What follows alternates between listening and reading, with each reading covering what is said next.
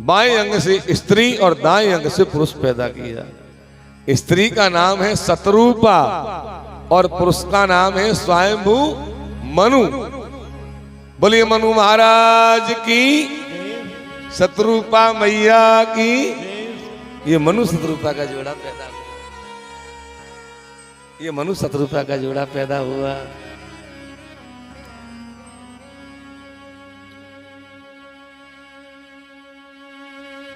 भगवान की लीलाओं का कोई पार नहीं है। हरि अनंत, हरि कथा अनंत। मनु शतरूपा ने नैमिषारण्य तीर्थ में बहुत भजन किया, बहुत भजन किया। और मनु शतरूपा से सारा संसार बना है। इनके 5 संतान हुई, 3 तो कन्या हुई और 2 पुत्र हुए, प्रियव्रत और उत्तानपाद। 3 बेटी हुई, आकृति, देवहूति और प्रसूति। ये 5 संतान से सारा संसार बन गया। अभी 2-3 साल पहले मैं पंढरपुर कथा करने गया था। तो पंढरपुर में विठलनाथ भगवान का बहुत बड़ा मंदिर है। आप भी गए होंगे। हमारे वकील साहब भी पधारे, तीनों सपत्नी गए थे। ये भी उस समय कथा के समय पे दर्शन करने गए थे खाली। तो पंढरपुर बहुत अच्छी जगह है। ये वृंदावन है, मिनी वृंदावन। ये महाराष्ट्र का वृंदावन है। मां के जैसा भक्ति भाव भी मैंने कहीं नहीं देखा। क्या गजब है वहां भी का। और साक्षात भगवान कमर के हाथ लगा करके भक्तों का इंतजार कर रहे, कब मेरा भक्त मुझसे मिलने आएगा। साक्षात प्रभु इंतजार कर रहे हैं। मुझे पंढरपुर का एक प्रसंग याद आ गया, वो सुना देता हूं। चलो आपको। भगवान की एक भक्त थी जिसका नाम था सक्कोबाई। क्या नाम था? सक्कोबाई। सक्कोबाई भगवान विठलनाथ की परम भक्त थी। विठला विठला विठला विठला, दिन रात प्रभु का भजन करती थी सक्कोबाई।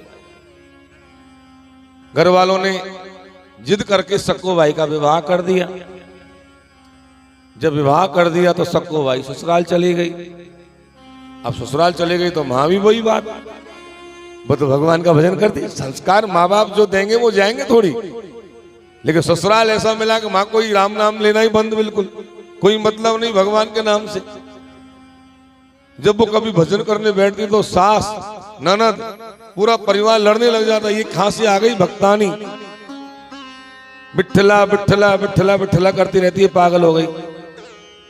सक्कोबाई सोचती है भगवान तूने क्या कर दिया, कैसा घर दे दिया मुझे जो आपका नाम भी नहीं लेने देते मुझे।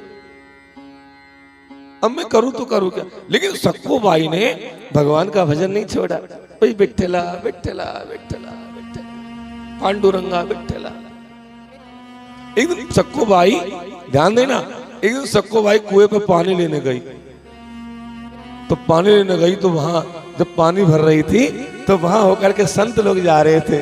विठला विठला पांडुरंगा विठला विठला विठला पांडुरंगा विठला। सक्कोबाई के हाथ में रस्सी। सक्कोबाई ने पूछी बाबा कहां जा रहे हो? बाबा बोले बेटा पंढरपुर जा रहे हैं, मेला लग रहा है वहां भगवान विठलनाथ का। सक्कोबाई ने पानी की मटकी को भर दिया, रस्सी को रखा। बोले बाबा मुझे भी ले चलो ना, मुझे बहुत याद आ रही है विठला भगवान के दर्शन कर। बोले चलो बेटा चलो ना।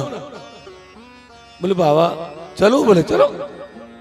तो सक्कोबाई ने क्या किया, वो महात्माओं के साथ में सक्कोबाई पंढरपुर चली गई। और उधर घर पर पानी लेके नहीं पहुंची। अब नहीं पहुंची तो भगवान ने विचार किया कि पानी लेकर नहीं जाएगी तो मामला गड़बड़ हो जाएगा। अब क्या किया जाए।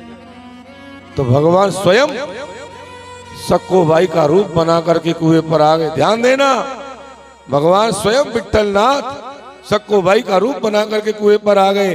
और कुएं पर आकर मटकी को माथे पर धर करके ले गए घर पर। और सक्कोबाई के घर पर जाकर के आराम से काम करने लगे। वही रोटी बनाना, वही कपड़े धोना, वही सारा काम करना। चलता रहा और सक्कुबाई माँ भगवान के दर्शन करती रही। सक्कुबाई जब मेला पूरा हो गया वापस आने लगी तो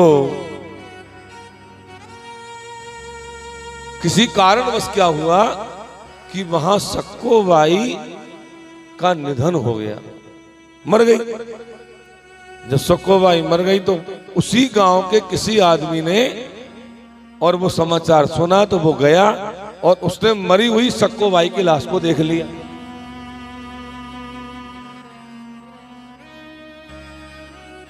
वो वापस आया, गांव में जब आया तो वहां आकर के कहा कि भाई तुम्हारी बहू तो मर गई।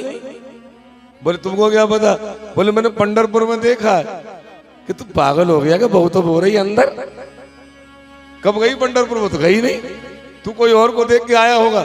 नहीं भैया मैंने तुम्हारी बहू को देखा है, सक्कुबाई नाम था और वो मर गई वहां, हमने देखा है। बोले नहीं नहीं तू पागल है, अंदर है वो तो। और अंदर जाकर के जब देखा तो भगवान बैठे थे। अंत में परिवार वालों को ये पता चला कि भाई हमारे साथ में कितना बड़ा धोखा हुआ। हमने सक्कुबाई को भजन नहीं करने दिया और वो पंढरपुर चले गई और भगवान स्वयं सक्कुबाई का रूप बना करके देखो हमारे घर में रहे और हम पहचान भी नहीं पाए भगवान को कि भगवान ने क्या लीला की। भगवान जब चले गए अंतर ध्यान होकर के तब घर वालों को पता चला।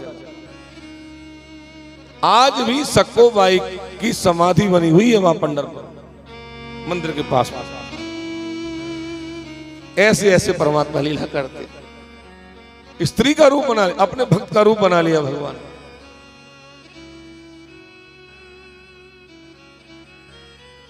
बोलिए विठ्ठलनाथ भगवान की।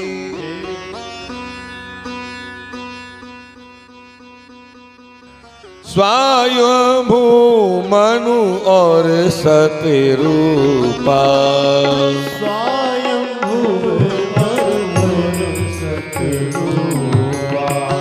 स्वयंभू मनु और सतरूपा,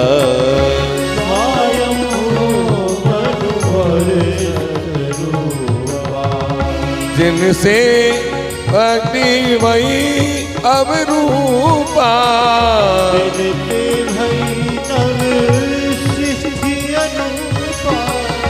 जिनसे अब वही सृष्टि अनुपा,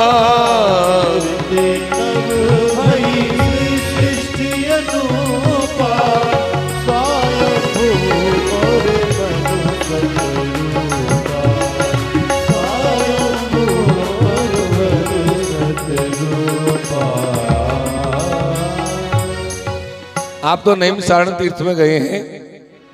स्वयं मनु और सतरूपा ने नैमिषारण्य वन में बहुत भजन किया, आपने वो जगह भी देखी होगी। और इनके यहाँ 5 संतान हुई जिनसे सारा संसार बन गया। मनु सतरूपा जब प्रकट हो गए 5 संतान हो गई। अब सृष्टि करे तो कहाँ करें?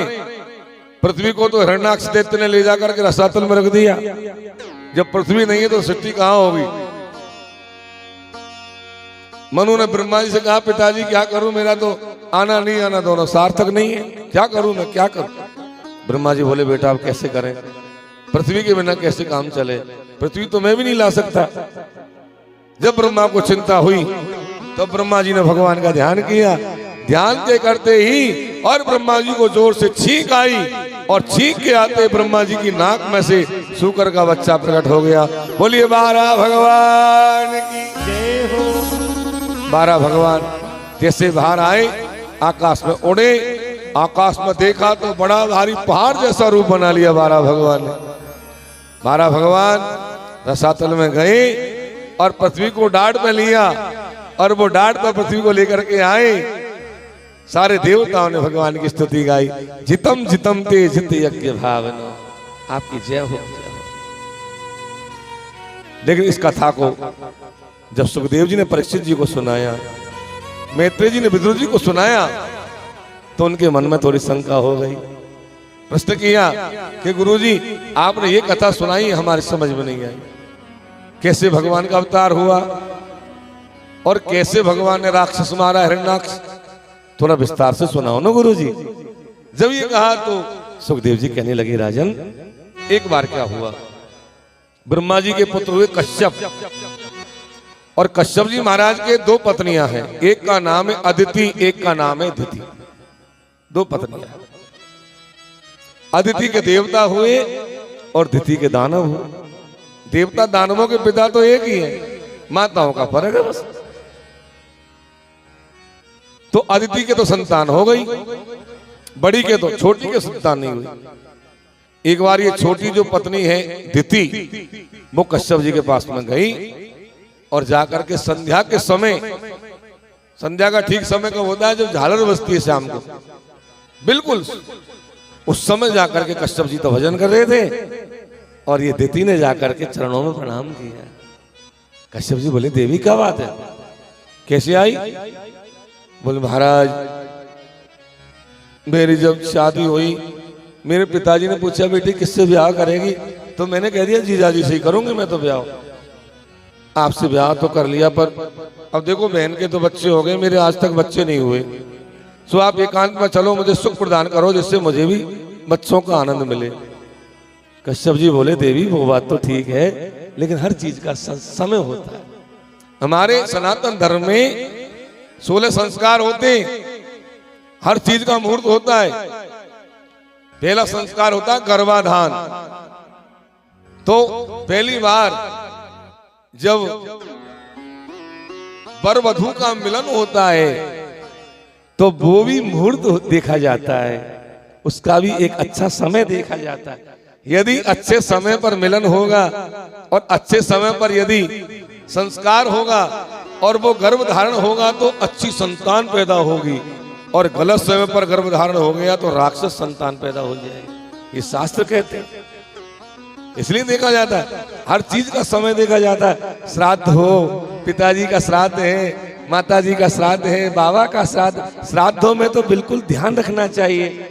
एकादशी का व्रत है, पूर्णिमा का व्रत है, कोई भी व्रत है, या कोई संक्रांति काल है, सूतक चल रहा है, सारी चीजों का ध्यान रखना पड़ता है हर चीज से। मर्यादित, आज क्या हो रहा है, मर्यादित नहीं है आदमी, अमर्यादित हो गया आदमी, तो आज राक्षस संतान ज्यादा पैदा हो रही है। तो कश्यप जी ने समझाया कि देवी ये समय जरा ठीक नहीं है, ऐसा घोर तमा बेला घोराणाम घोर दर्शना सरंति यश्याम भूतानी भूतेशानुचराणि हो। ये घोर बेला है, राक्षसी बेला है, संध्या के बेला। इस समय भगवान शंकर आकाश में विचरण करते हैं, देखते हैं कौन क्या कर रहा है। यदि हमको शंकर भगवान ने उस काम में देख लिया तो नाराज हो जाएंगे। दिति बोली, शंकर भगवान की तो चिंता मत करो, वो तो मेरे देवर हैं, उनकी क्या शर्म, आप तो चलो जी एकांत में, मुझे सुख प्रदान करो। दिति ने नहीं माना, जबरदस्ती करके कश्यप जी को अंदर ले गई और संध्या के समय जाकर कश्यप जी ने और दिति ने भोग भोगा। जब आंधी निकल गई तब दिति की आंख खुली। बोले, महाराज अब ये बताओ, अपन को यदि उस काम में लगे हुए भगवान शंकर ने देख लिया होगा तो वो नाराज तो नहीं होंगे? तब कश्यप जी बोले, तुझे शर्म नहीं आती? अब तू शंकर जी की बात कर रही है, मैंने तुझे कितना बताया कि समय नहीं है, जरा तू शंकर जी की बात कर रही है। अरे तेरे पुत्रों को मारने के लिए शंकर जी तो क्या, साक्षात नारायण को प्रकट होना पड़ेगा और साक्षात नारायण ही तेरे पुत्रों को मारेंगे। बोले, महाराज ऐसे पुत्र तो नहीं होने चाहिए। बोले, ऐसे ही होंगे, तूने गलत समय पर ये कर्म किया है, राक्षस संतान पैदा होगी तेरे। बोले, महाराज ऐसे पुत्र नहीं होने चाहिए, मैं आपसे माफी मांग। जब बार बार माफी मांगने लगी, कश्यप जी को दया आ गई।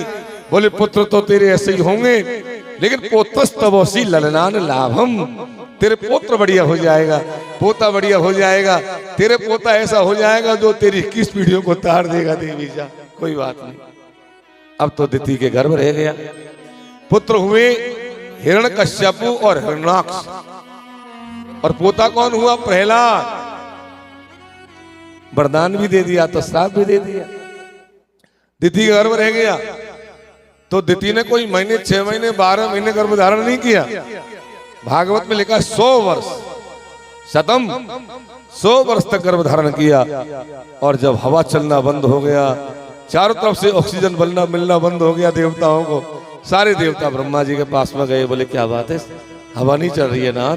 तब ब्रह्मा जी बोले इसका कारण तो ये है देवताओं, एक बार मेरे 4 पुत्र सनक सनंदन सनातन सनत कुमार चारों भाई भगवान के दर्शनों की इच्छा से वैकुंठ में गए थे। वैकुंठ की शोभा का जाकर के दर्शन किया। कैसा वैकुंठ है कि बेईमानिका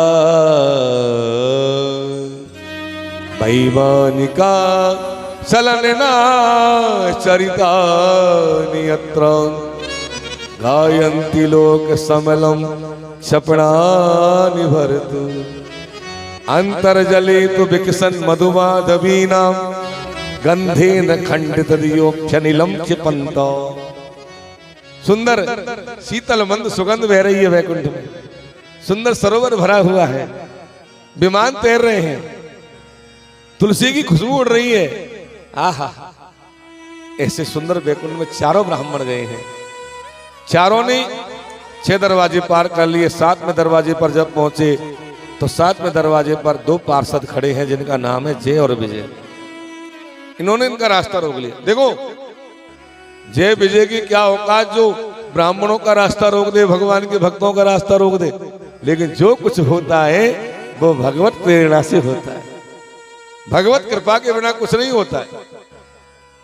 आज जय और विजय की बुद्धि खराब हो गई, ब्राह्मणों का रास्ता रोक दिया, डंडा लगा दिया, नहीं जाओगे अंदर। अरे भाई हमको दर्शन करने जाने दो। बोले नहीं, हमारी जचे तो जाने दे, नहीं तो नहीं जाने दे। अब ब्राह्मणों को क्रोध नहीं आता, नहीं आया। चारों ब्राह्मण तो बहुत परम भक्त हैं, भगवान का ही अवतार है। जब क्रोध नहीं आया, लेकिन थोड़ा सा आ जाता है। थोड़ा सा जब क्रोध सा आने लगा तो ब्राह्मण का कि किंबाहित परिचर्य योचे सद्धर्मिणाम निवसतव्य समस्वभाव। खूब आमहित के परिवार, तुम कौन हो भैया जो हमको भगवान के दर्शन से दूर कर रहे हो? कौन हो तुम वैकुंठ में रहने के लायक नहीं हो, तुमको तो नरक में होना चाहिए। तुम वैकुंठ में क्यों खड़े हो?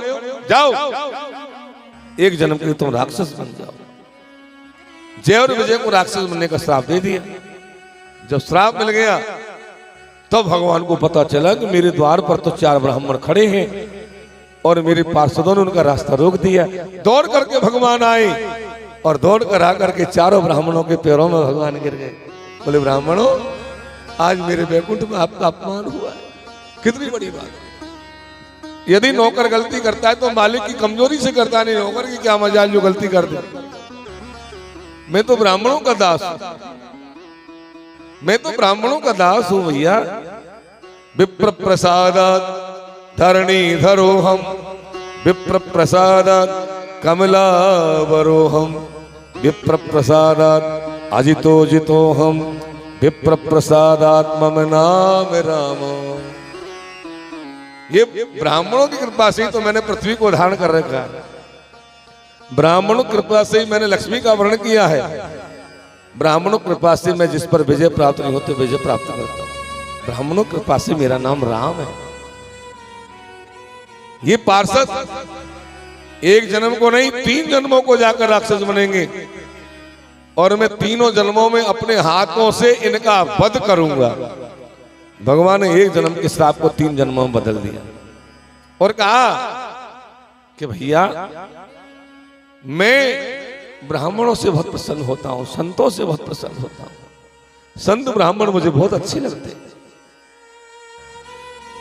यज्ञ करो, कथा करो, अनुष्ठान कराओ और ब्राह्मणों का सम्मान यदि नहीं किया, संतों का सम्मान नहीं किया तो महाराज हमारा सब कुछ कराना धराना बेकार है। कोई भी काम कराओ, विवाह करा रहे, शादी करा रहे, पंडित जी बुला रहे, उनको धुतकार के बात कर रहे, फटकार के बात कर रहे, हे पंडित फिर बड़ा जल्दी। अच्छी बात है, सम्मान होना चाहिए। जिसने वेद पढ़ा है, जिसने शास्त्र का अध्ययन किया है, कि हमारे गुरुजी क्या कहते थे कि भाई ब्राह्मण आपने बुलवा लिया, और योग्य ब्राह्मण बुलवा लिया, और बुलाने के बाद में अब उसका काम है वो विधि विधान से करे काम। हमारा कर्म तो ये है कि हम उसकी सेवा करें, उसका सत्कार करें, उसके कर्म के हिसाब से उसको दक्षिणा देकर प्रसन्न करके भेजें। यदि ब्राह्मण का सम्मान नहीं है तो हमारा करना धरना सब बेकार है। भागवती में क्या लिखा है कि क्या लिख रहा है, देखो सुनना, कि यदि हवन करते हैं, यज्ञ करते हैं और बड़े बड़े पीपा मंगवा के घी का हवन करते हैं, उनसे मैं प्रसन्न नहीं होता, तो फिर किससे प्रसन्न होते हो? बोले यदि ब्राह्मणश्च मुक्तो चरतोनुघासम, संत ब्राह्मणों के मुख में यदि और अच्छा भोजन जाता है, उनकी आत्मा प्रसन्न होती है, तो मैं अपने आप प्रसन्न हो जाता हूं। संत ब्राह्मण यदि प्रसन्न होते हैं यज्ञ में, तो मेरी आत्मा अपने आप प्रसन्न हो जाती है। भगवान ने एक जन्म के श्राप को 3 जन्मों में बदल दिया। ब्रह्मा जी बोले बोई, दोनों राक्षस दिति गर्भ में आ गए, जब तक इनका जन्म नहीं हो जाएगा तब तक हवा नहीं चलेगी। दिति ने 100 वर्ष बाद में दोनों पुत्रों को जन्म दिया। बड़े पुत्र का नाम रख दिया हिरण्यकश्यपु और छोटे का नाम रख दिया हिरण्याक्ष। हिरण्यकश्यपु तो अजर अमर होने का वरदान प्राप्त करने के लिए चला गया और हिरण्याक्ष दैत्य उपद्रव करने लगा। जब हिरण्याक्ष का उपद्रव होने लगा तो यहाँ हिरण्याक्ष सोच रहा है कोई लड़ने वाला मिले मुझे, लेकिन कोई मिलता ही नहीं है। हाथ में गदा लेकर के घूम रहा था, मार्ग में नारद जी मिल गए। नारद जी से कहा, करे ये गदा लेके घूम रहा? बोले गदा नहीं है ये तो मेरी वीणा है। अच्छा ये बताओ क्या नाम है तुम्हारा? बोले नारद। अच्छा ये बताओ कोई लड़ने वाला है क्या मेरे से त्रिलोकी में? नारद जी बोले ये काम तो मैं बहुत बढ़िया जानता हूं, तुम चाहो तो मिला दो। बोले मिलाओ, बहुत जोर की खुजली चल रही है, कोई लड़ने वाला मिले। तब नारद जी ने 12 भगवान को दिखाया जो जल में से पृथ्वी को लेकर के आ रहे थे। बोले तूने जिस पृथ्वी को रसातल में ले जाके रखा था उसी को वो लेकर के आ रहे। जब ये कहा तो हिरण्याक्ष दैत्य ने नारद जी को तो छोड़ दिया और 12 भगवान की तरफ गया। 12 भगवान का हिरण्याक्ष दैत्य का युद्ध हुआ और युद्ध में 12 भगवान ने हिरण्याक्ष दैत्य को मार दिया। बोलिए 12 भगवान की। हिरण्याक्ष दैत्य का वध हुआ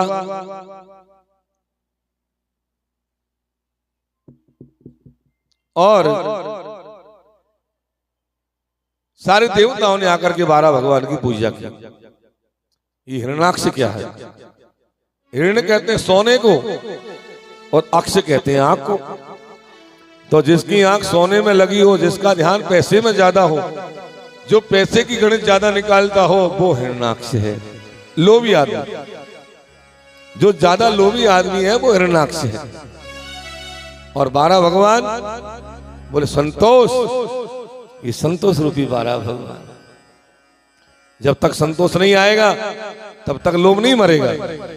लोभ कब मरेगा? जब जीवन में संतोष आ जाएगा।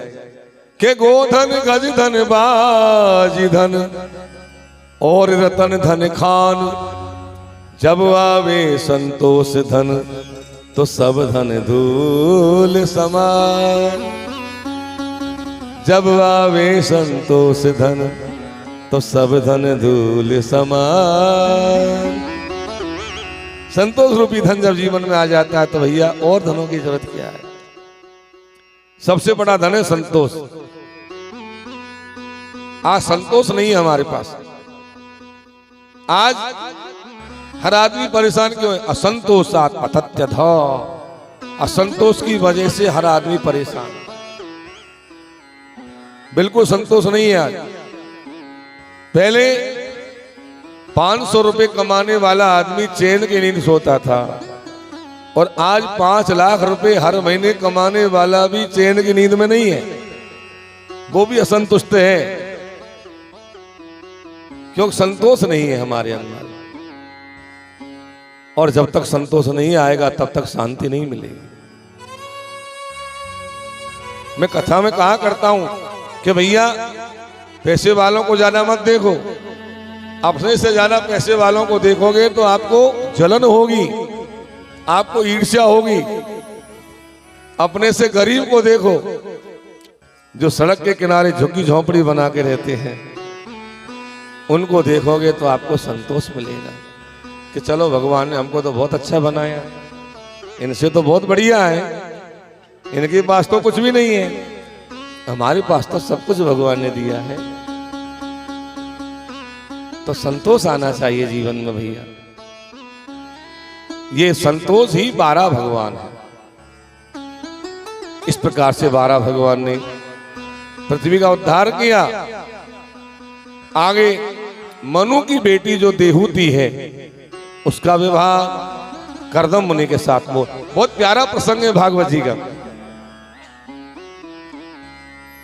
बड़े ध्यान से सुनेंगे कि प्रजा सृजेति भगवान कर्दमो ब्रह्मणोदितः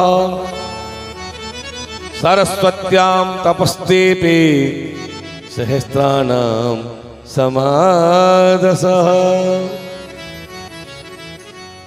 ये ब्रह्मा जी की छाया में से एक बेटा पैदा हुआ जिसका नाम है कर्दम। और कर्दम का मतलब होता है इंद्रियों को जीतने वाला जितेंद्रिय। इन्होंने सरस्वती नदी के किनारे जाकर के भजन किया। और सरस्वती जो नदी है वो सत्कर्म की नदी है। ये गंगा जो बह रही है वो ज्ञान की नदी है। गंगा के किनारे जितने भी तीर्थ हैं वो सब ज्ञान के तीर्थ हैं। चाहे वो काशी हो, चाहे वो ऋषिकेश हो, चाहे वो हरिद्वार हो, ये ज्ञान की नगरियां हैं। तो सरस्वती नदी के किनारे जाकर के महाराज कर्दम जी ने भजन किया। कितने दिन तक किया?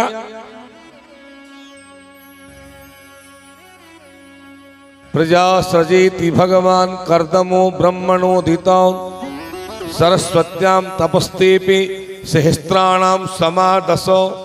10,000 वर्ष तक भजन किया। पहले के जमाने में हजारों वर्ष तक भजन करते थे संत लोग। क्यों?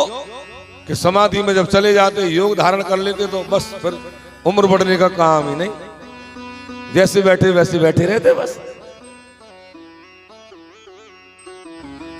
10,000 वर्ष हो गए, लकड़ी की तरह शरीर हो गया। भगवान ने आकर के दर्शन दिया कर्दम जी को। कर्दम जी प्रसन्न हो गए। चतुर्भुज रूप को दर्शन करके भगवान का प्रसन्न हुए। स्तुति गाई। दुष्टम बताद्या खिलसत पैरासी सासिक जमक्ष स्तव दर्शनान्न यद दर्शनम जन्म भिरी दिसद्वी रासा सते योग नरूढ़ योगा। हे नाथ, बड़े बड़े योगियों को आपका दर्शन नहीं मिलता। तपस्या करते करते शरीर त्याग देते हैं, आपने मुझे आकर दर्शन दे दिया, मेरा बड़ा सौभाग्य है।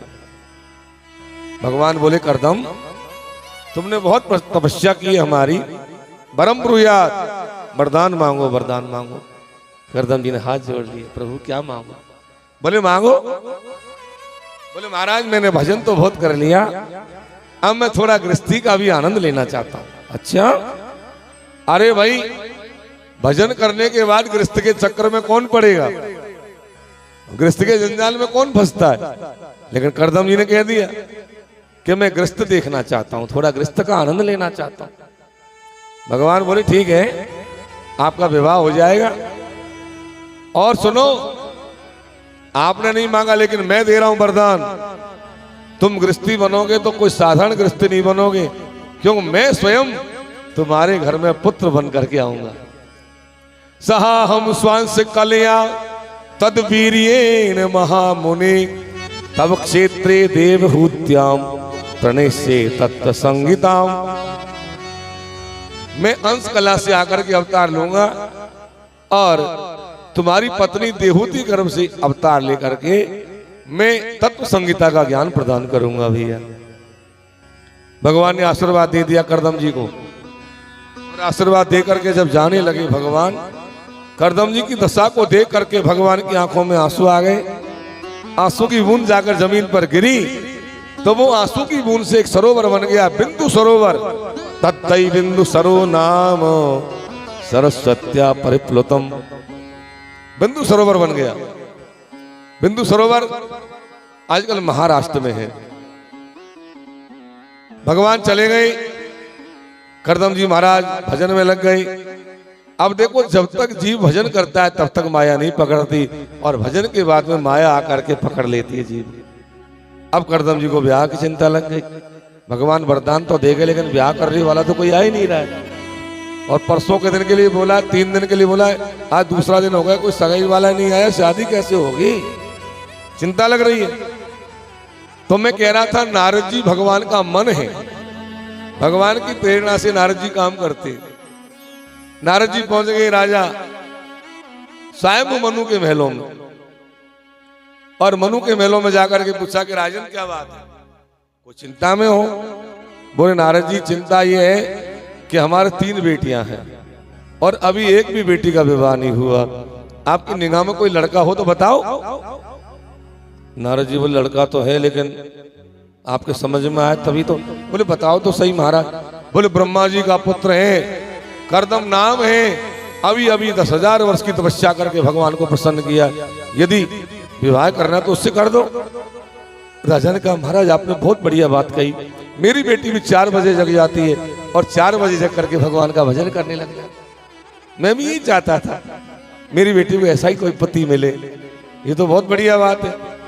राजा रानी अपनी बेटी को लेकर के गए हैं और करदम मुनि के आश्रम पर जाकर के हाथी घोड़ा फौज पलटन जो लेके गए उनको तो बाहर खड़े कर दिया। महात्मा को क्या काम हाथी घोड़ाओं से? राजा रानी और बेटी तीनों महात्मा के सामने जाकर बैठ गए, चरणों में बैठ गए। करदम मुनि बोले राजन कैसे आना हुआ? तो राजा ने कहा कि प्रिय वृत्तो तान पादो स्वसेयम गुहिता मम अनविच्छति पतिम युक्त वयोशील गुणादि भी। महाराज प्रिय वृत्त और तान पाद 2 तो पुत्र हैं, 3 मेरे बेटियां हैं, आकुति, देवहूति और प्रसूति। तो पिछली जो बेटी है देवहूति, इसको मैं लाया हूं मेरे साथ में, और ये बेटी मैं आपको देना चाहता हूं, स्वीकार कर लो। करदम जी बोले वो बात तो ठीक है, लेकिन जरा आपकी बेटी से भी तो बात करें। बोले कर लो महाराज, बात में क्या है? बुलाया, बोले देवी विवाह तो हम कर लेंगे, लेकिन धर्म पत्नी बनना पड़ेगा। पत्नी कौन होती है? पत्नी शब्द का अर्थ क्या है? पत्नी शब्द का अर्थ है पतना त्रायतेति पत्नी, जो पति को पतन होने से बचाए, पति को गलत मार्ग की ओर नहीं जाने दे, रोके। यदि गलत रास्ते पे जा रहा है पति तो उसको पकड़े, कहां जा रहे हो, इधर आओ, इधर चलो, क्यों चलो, वो है पत्नी। तो आपको पत्नी बनना है, धर्म पत्नी। बोले महाराज मैं तो दासी बन रही हूं आपकी। एक बात, दूसरी बात, एक संतान जब हो जाएगी तो मैं दोबारा महात्मा बन जाऊंगा, ये मंजूर हो तो शादी कर लो। देवती ने कहा जैसी आपकी इच्छा। देवती ने कुछ नहीं कहा। अब तो राजा रानी ने वेद की विधि के द्वारा विवाह कर दिया बेटी का, और विवाह करके जब राजा रानी जाने लगे, आहा, एक राजा की बेटी महात्मा को ब्याही जा रही है। राजमहलों में पलने वाली बेटी को एक महात्मा जी को पकड़ा के जा रहे राजा रानी। कैसे गए होंगे? राजा रानी जब छोड़ करके जाने लगे बहुत रोए, समझा बुझा के चले गए। बेटी ध्यान रखना, पति बेटी का घर, बेटी का घर कभी मत बिगाड़। ज्यादा यदि बेटी के घर में दखलंदाजी माँ बाप देंगे तो बेटी का घर कभी कभी ज्यादा बिगड़ जाता है।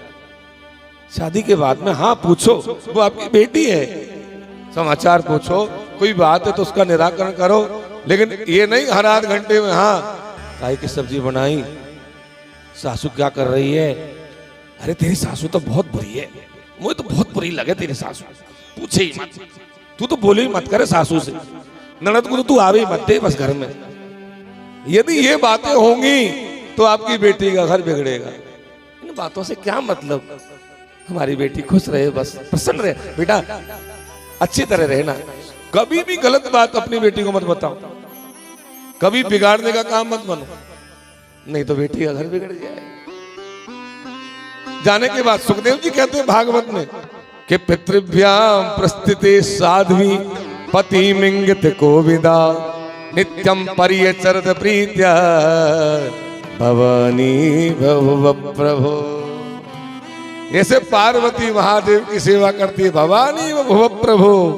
ऐसे सेवा किया देहूति ने करदम जी महाराज, ऐसे सेवा करने लग गई, भवानी भव प्रभो। लेकिन एक बात और बताऊं राज की, क्या 12:30 1 बजे ब्याह हुआ, 12:30 1 बजे विवाह हुआ और 3 बजे महात्मा जी दोबारा समाधि में चले गए समाधि में। अब समाधि में जाने के बाद क्या पता कब समाधि खुलेगी। 1 महीना निकल गया, 2 महीना निकल गया, 6 महीने निकल गए, 2 वर्ष निकल गए, 5 वर्ष निकल गए, 20 वर्ष निकल गए, लेकिन महात्मा जी की समाधि नहीं खुले। लो हो गई शादी। हे भगवान, अब देहूती तो बेचारी सेवा करती रही, माथों के बाल, सिर के बाल जटा बन गए, साड़ी फट गई, ने महात्मा जी आंख खोल रहे, ने कहीं जा रहे, ने कुछ बात। बहुत दिन हो गए। एक दिन करदम जी महाराज की एकदम आंख खुली तो सामने देहूती को सेवा करते हुए देखा। कौन हो देवी आप? बोले मैं देहूती। बोले देहूती कौन? बोले मनु की बेटी देहूती, आपकी पत्नी। बोले कौन सी पत्नी? देहूती ने माथा पकड़ लिया, भगवान कैसी शादी है, तो भूल गए मुझे।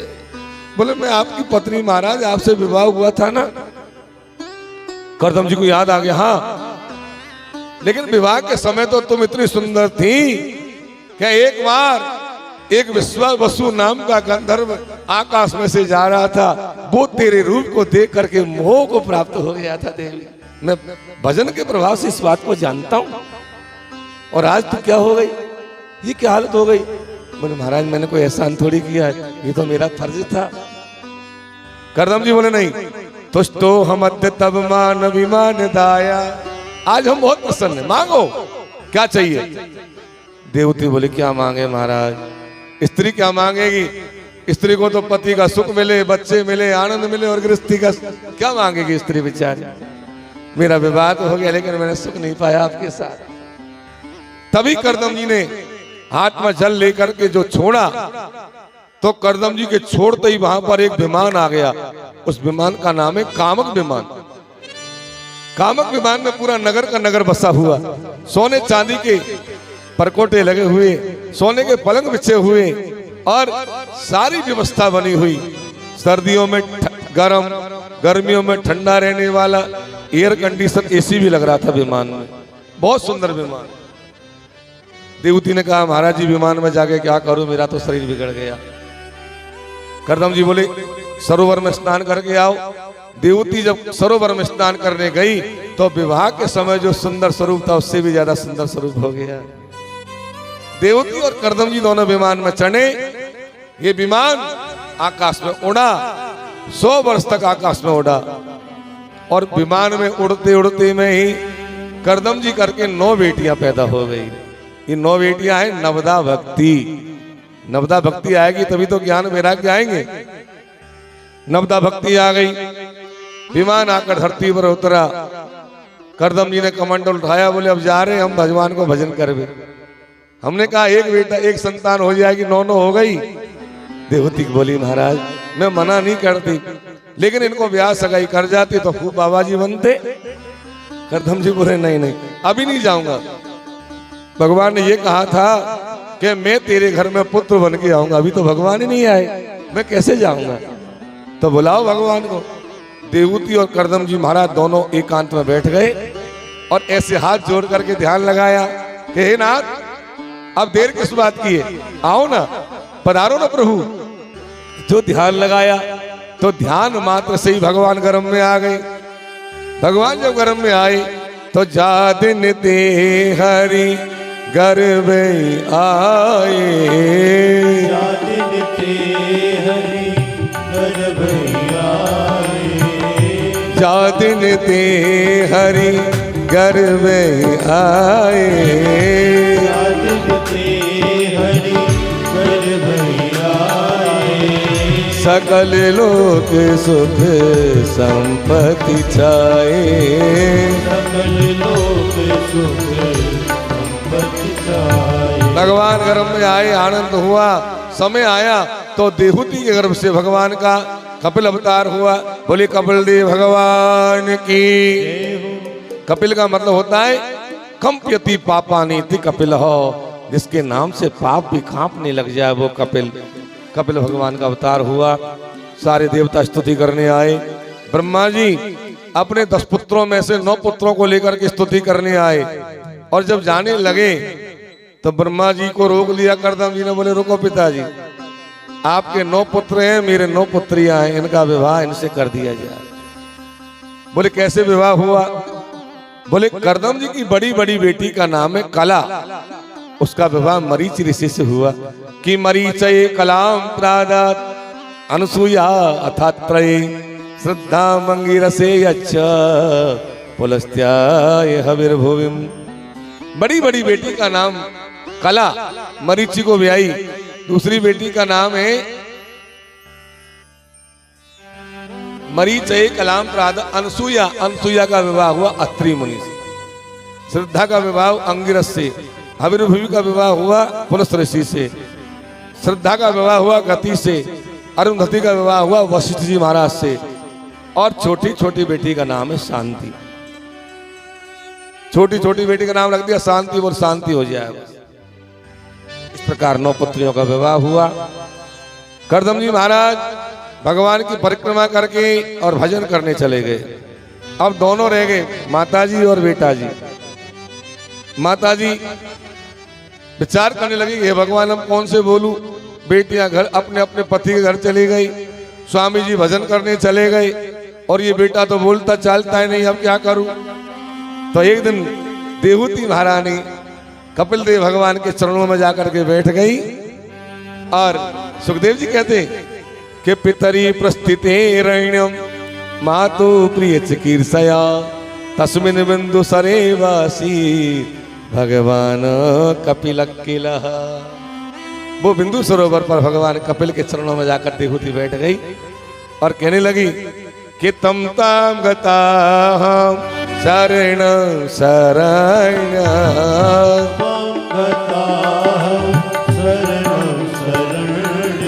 तम ताम गता शरण शरण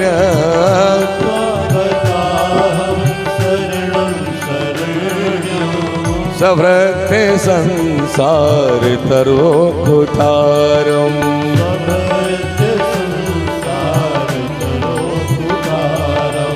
जिज्ञासया हम प्रकृति पुरुषस्य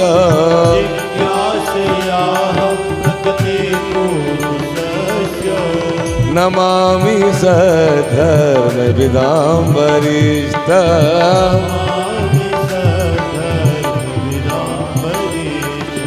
नमामि सधर्म विदाम वरिष्ठ।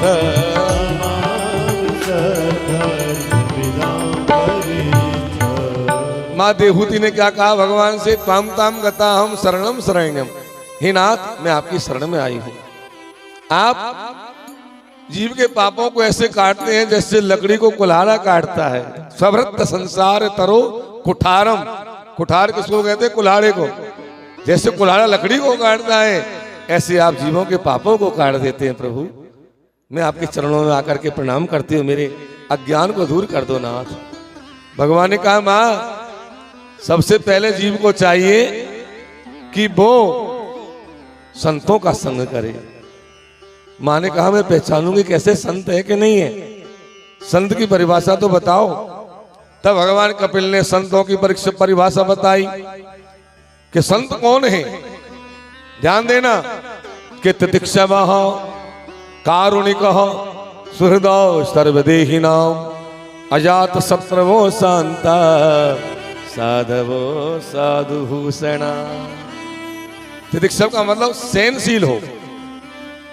संत वो है जो सहनशील है। ये नहीं जरा जरा सी बात तो आए मरने मारने को तैयार हो जाए। सहनशील हो, करुणा की मूर्ति हो। सुहृदों का मतलब सबका प्यारा हो। अजात शत्रुओं का मतलब जिसका कोई शत्रु नहीं हो। और सबसे बड़ा गुण है संत का शांत हो। और संत कौन होता है?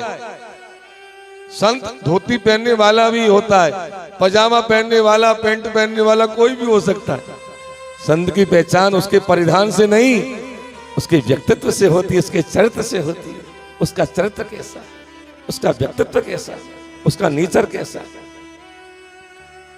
ये जो दाढ़ी बढ़ाते हैं, कपड़े पहनते हैं गेरुए आदि, ये संत नहीं, ये साधु होते हैं। साधु संत में भी अंतर है थोड़ा। मां ने कहा प्रभु जी ऐसी कौन सी चीज है इससे जीव बन जाता है?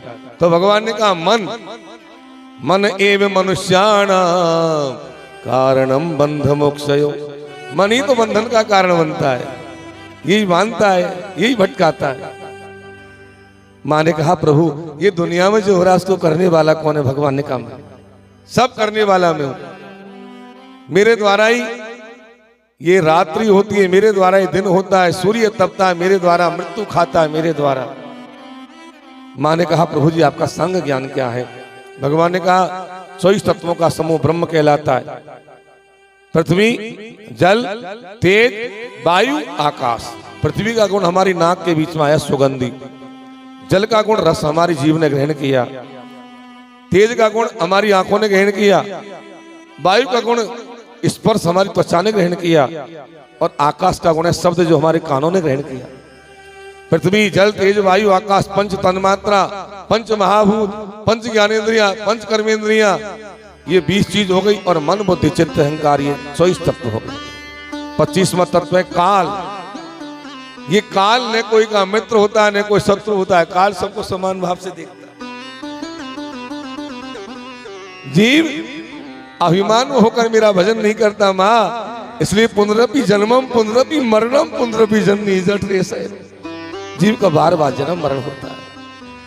मां ने कहा प्रभु आपका अष्टांग योग क्या है? ध्यान देना, ये योग नगरी है और भागवत में योग भी है। अष्टांग योग का वर्णन, अष्टांग योग क्या है? यम, नियम, आसन, प्राणायाम, प्रत्याहार, धारणा, ध्यान और समाधि।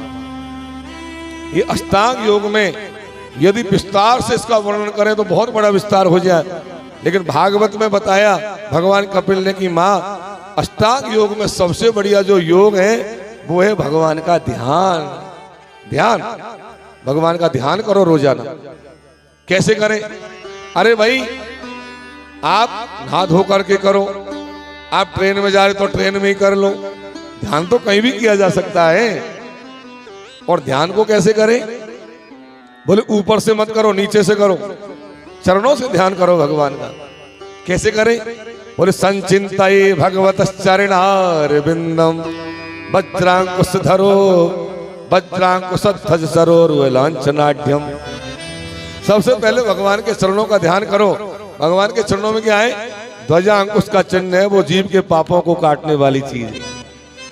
फिर भगवान के एक एक अंग का ऊपर चढ़ते जाओ, ध्यान करते जाओ। पैजनियां पहन रखी है, भगवान के कमर में करघनियां है, और वक्षस्थल का ध्यान करो, भृगुलता का चिन्ह है, और भगवान की अलकावली लटक रही है, कमल नयन है, बिंब के समान ओष्ठ है, आहा मुरली का बाजा अधरों पर सुशोभित है। एक एक अंग प्रत्यंग का भगवान का ध्यान करो। ये ध्यान प्रकरण बड़ा जोरदार है भागवत। उसके बाद में कहा अगली अध्याय में कि माँ जो आदमी गलत कर्म करते हैं उनको यमराज जी के लोक में जाना पड़ता है। 99,000 योजन का रास्ता पार करके यमलोक में जाते हैं। माँ ने पूछा बेटा ये बताओ जीव के द्वारा जीव कैसे पैदा होता है? वो भी बताया भागवत में कि स्त्री पुरुष का जब कर्म की गति से मिलन होता है तो स्त्री और पुरुष के मिलन के समय स्त्री के गर्भ में जब रज की मात्रा ज्यादा चली जाती है तो लड़की पैदा हो जाती है, और तेज की मात्रा ज्यादा हो जाती है तो लड़का पैदा हो जाता है। ये जब गर्भ में जाता है तो 5 दिन में पानी के बुलबुले जैसा होता है, 10 दिन में अंडा जैसा होता है, 1 महीने में बेर के फल के समान बनता है, 2 महीने में और बड़ा अंडा बनता है, 3 महीने में बच्चे के और लिंग छिद्रो भवस्त्री भी लिंग छिद्र बन जाता है, लड़के लड़की का भेद हो जाता है। 4थे महीने में धातु आ जाती है, 5वें महीने में भूख प्यास लगती है, 6ठे महीने में भगवान की माया आकर के जीव को उल्टा लटका देती है, ऊपर को पैर और नीचे को सिर हो जाता है। 7वें महीने में बच्चा पूर्ण बन जाता है, लेकिन 8वें महीने के बच्चे जीवित नहीं रहते। अष्टमो माश्चतो गर्भो मृत्युदेव उपासको, ये निर्णय सिंधु में लिखा है धर्मशास्त्र में कि 8वें महीने के उपासक मृत्यु देवता होते, इसलिए प्राय बच्चे जीवित नहीं रहते।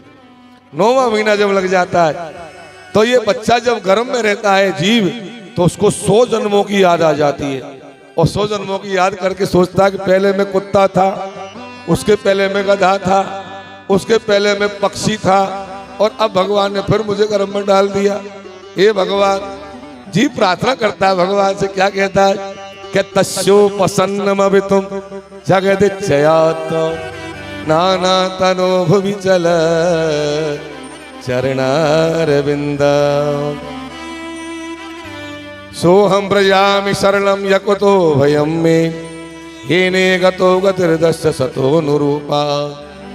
मेरे द्वारा पहले भी अच्छा कर्म नहीं किया गया, बुरा कर्म हुआ, इसलिए फिर गर्भ में आ गया। अब की बार निकाल दो बस प्रभु, अब की बार निकल गया तो फिर कभी गर्भ में नहीं आऊंगा, ऐसा कर्म करूंगा कि दोबारा गर्भ में आना ही नहीं पड़े।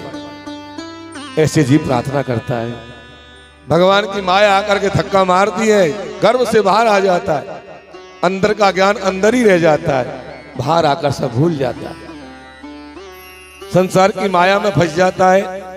बचपन का समय खेलने कूदने में निकल गया, जवानी कमाने खाने में निकल गई, और बुढ़ापे को देख करके जीव रोता है। देख बुढ़ापा रोया, क्योंकि बुढ़ापे में हाथ पैर काम करना बंद कर देते। अब क्या करूं, पहले तो सोचता बुढ़ापे में कर लेंगे, बुढ़ापे में तो कोई काम ही नहीं होता है, भजन भी नहीं होता है, अब क्या करें। तो जीव पछताता है, पछताने के अलावा क्या बचेगा। सुखदेव जी ने कहा, राजन, भगवान कपिल बोले, माँ मैंने इतना ज्ञान दिया, आपकी समझ में कुछ आया? तो माँ ने क्या कहा, सुनो वो सुनने वाली बात। माँ ने कहा, बेटा, हे प्रभु, मैंने आपको पहचान लिया, आप वही बाल मुकुंद हो जिन्होंने बड़ के पत्ते पर बैठ करके और जिन्होंने बाल मुकुंद रूप में मार्कंडेय जी को दर्शन दिया था। प्रभु, मैं आपको पहचान गई। अहो वत्स वज्रो गरियान यज्जिह्वाग्रे वर्तते नाम तुभ्यम। मैंने तो ये जान लिया कि यदि कोई सपच भी है, चांडाल भी है, और वो भी यदि आपका नाम लेता है तो वो भी धन्य है। यदि कोई सपच है, चांडाल है, और वो भी यदि आपका नाम ले लेता है तो वो भी धन्य है। काशी नगरी में एक संत हुए रैदास, जाति से निम्न थे, लेकिन ऐसा कौन संत होगा, कौन महापुरुष होगा जिसने रैदास जी के चरणों में जाकर के प्रणाम नहीं किया होगा, क्योंकि सबसे बड़ी चीज है भक्ति भगवान की। तो मां ने कह दिया, नाथ, मैं जान गई कि सबसे बड़ी भक्ति है आपकी भक्ति, चाहे वो जाति से कोई भी हो, आपका भजन करता है तो वो धन्य है। भगवान कपिल देव जी के चरणों में मां देहूति ने प्रणाम किया, और प्रणाम करने के बाद मां भक्ति की धारा में ऐसी वही कि सिद्धता नाम की नदी बनकर के बहने लग गई। भगवान कपिल देव मां को ज्ञान देकर के सिंधु गंगा सागर चले गए, और गंगा सागर में जाकर के भगवान भजन करने लग गए। आज भी गंगा सागर में भगवान कपिल देव जी का आश्रम बना हुआ है, और मकर संक्रांति को बड़ा भारी मेला लगता है गंगा सागर में। चतुर्थ स्कंद की समाप्ति पर, तृतीय स्कंद की समाप्ति पर अंतिम श्लोक बोला सुखदेव जी ने, ये इदम यो विष्णादुते कपिल मुनि अवतार योग गुह्यम भगवत कृति सुपर्ण गीता उपलब्धि भगवत पदार विंदम। ये कपिल देहूति संवाद को जो सुनते हैं और जो सुनाते हैं, उनका चित्त भगवान के ठाकुर जी के चरणों में लग जाता है। हे प्रभु मुझे बता दो, हे प्रभु मुझे बता दो, चरणों में कैसे आऊं, हे प्रभु मुझे बता दो, चरणों में कैसे आऊं, हे प्रभु मुझे बता दो, चरणों में कैसे आऊं, हे प्रभु मुझे बता दो चरणों में कैसे आऊं, मुझे बता दो। माया के बंधनों से, माया के माया के बंधनों से, माया के बंधनों से मैं मुक्ति कैसे पाऊं, ये प्रभु मुझे बता दो। सभी गाइए ना, भाव से गाइए।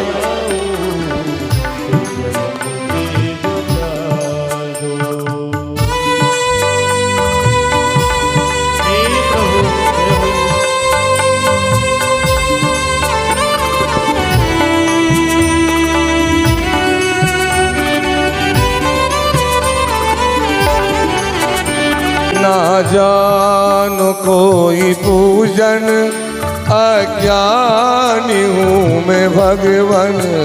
ना जानो कोई पूजन, अज्ञानी हूँ मैं भगवन। ना जानो कोई पूजन, अज्ञानी हूँ मैं भगवन। ना जानो कोई पूजन, अज्ञानी हूँ मैं भगवन। करना कृपा दयालु, करना चरणों से घर जाओ, हे प्रभु मुझे बता दो चरणों में कैसे आऊं, मुझे बता दो। मैं हूँ पतित स्वामी, तुम हो पतित पावन। मैं हूँ पतित स्वामी, तुम हो पतित पावन। मैं हूँ पतित स्वामी, तुम हो पतित पावन। मैं हूँ पतित स्वामी, तुम हो पतित पावन। अब गुण भरा अब गुण भरा हृदय,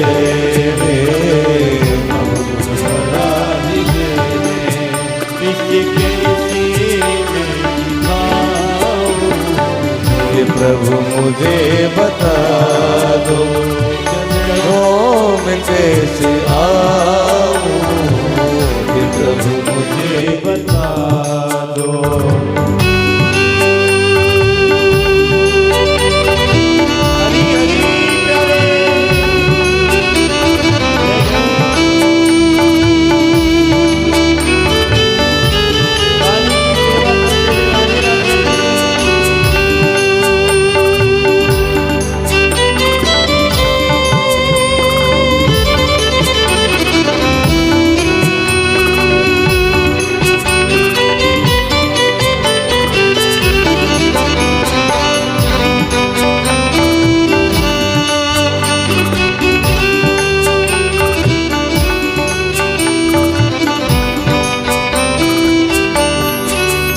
अच्छा हूँ या बुरा हूँ, जैसा भी हूँ तुम्हारा।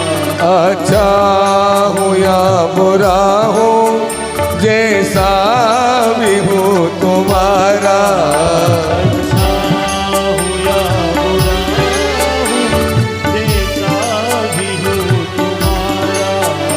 अच्छा हूँ या बुरा हूँ, जैसा भी हूँ तुम्हारा।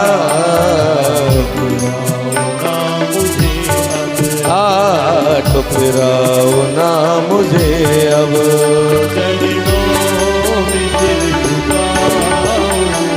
हे प्रभु मुझे बताओ, चरणों में कैसे आऊं, मुझे बता दो। सीता राम राम राम, सीता राम राम राम, सीता राम राम राम सीता राम राम राम सीता राम राम राम सभी गाइए सीता राम राम राम सीता राम राम राम राजा राम राम राम राजा राम राम राम राजा राम राम राम राजा राम राम राम राजा राम राम राम राजा राम राम राम राजा राम राम राम राजा राम राम राम सीता राम राम राम सीता राम राम राम सीता राम राम राम सीता राम राम राम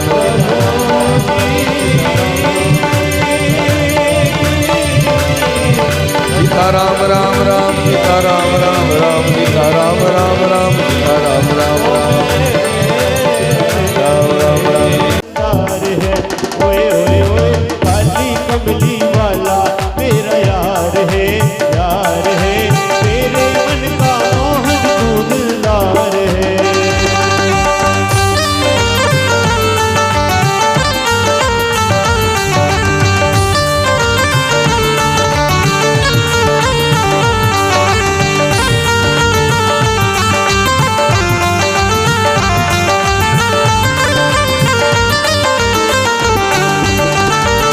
मनमोहन में तेरा दीवाना गाँव बस अब यही तराना गाँव बस अब यही तराना गाँव बस अब यही तराना मनमोहन में तेरा दीवाना गाँव बस अब यही तराना गाँव बस अब यही तराना गाँव बस अब यही तराना राम सलोनी तू मेरा रिजवार है बार है सलोनी तू मेरा रिजवार है बार है मेरे मन का मोहन तू दिलदार है ओ काली कमली वाला मेरा यार है मेरे मन का मोहन तू दीदार है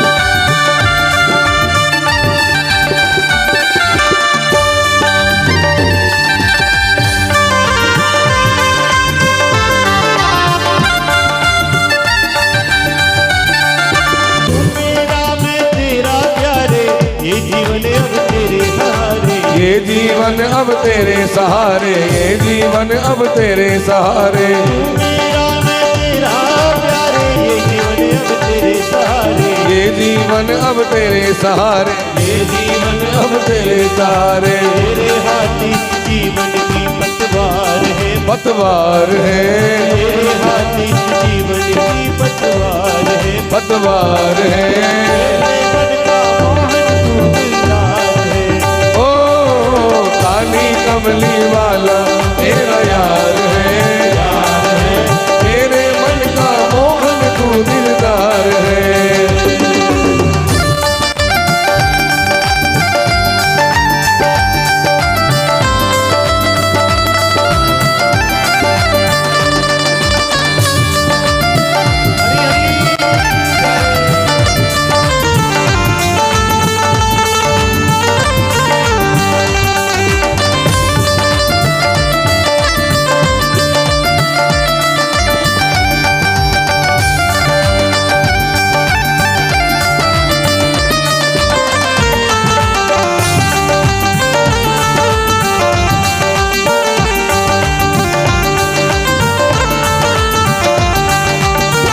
पागल प्रीत की यही आशा दर्द दिल दर्शन का प्यासा दर्द दिल दर्शन का प्यासा दर्द दिल दर्शन का प्यासा पागल प्रीत की यही आशा दर्द दिल दर्शन का प्यासा दर्द दिल दर्शन का प्यासा दर्द दिल दर्शन का प्यासा तेरे हर वादे की मुझे एतबार है इतबार है हर वादे की मुझे एतबार है इतबार है मन का मोहन तू दिलदार है ओ काली कमली वाला मेरा यार है मेरे मन का मोहन तू दिलदार है ओ काली कमली वाला तेरा यार है मेरे मन का मोहन तू दिलदार है मेरे मन का मोहन तू दिलदार